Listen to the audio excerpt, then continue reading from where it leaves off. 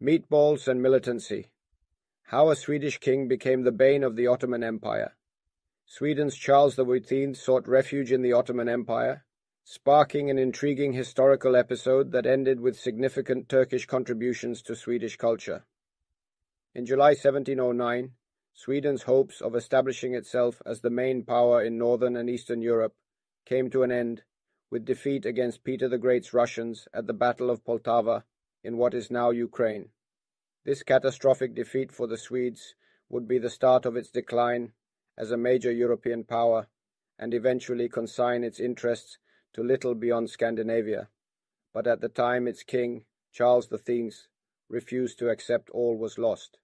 He sent a letter to the Ottoman Sultan Ahmed III after the defeat, stating his intention to stay within Turkish territories for 8 days to avoid capture by Russian forces, a request accepted by Ahmed despite Russian objections. The Ottomans generously opened up their state coffers to look after their royal guest and allowed a Swedish colony at the town of Bender in Moldova.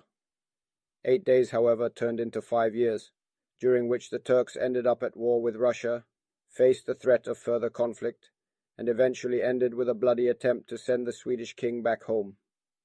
Such was the cost of the Swedish king's upkeep to the Ottomans, that Charles earned the nickname Demirbas Sarl, or Fixed Asset Charles, referring to the amount of money the Turks had to set aside each year to host him, and to the fact that his stay lasted much longer than expected. Other nicknames his Ottoman hosts had for him included paradoxically the names Yaramaz, docile, and Yildirim, thunderbolt, perhaps tongue-in-cheek references to his personality.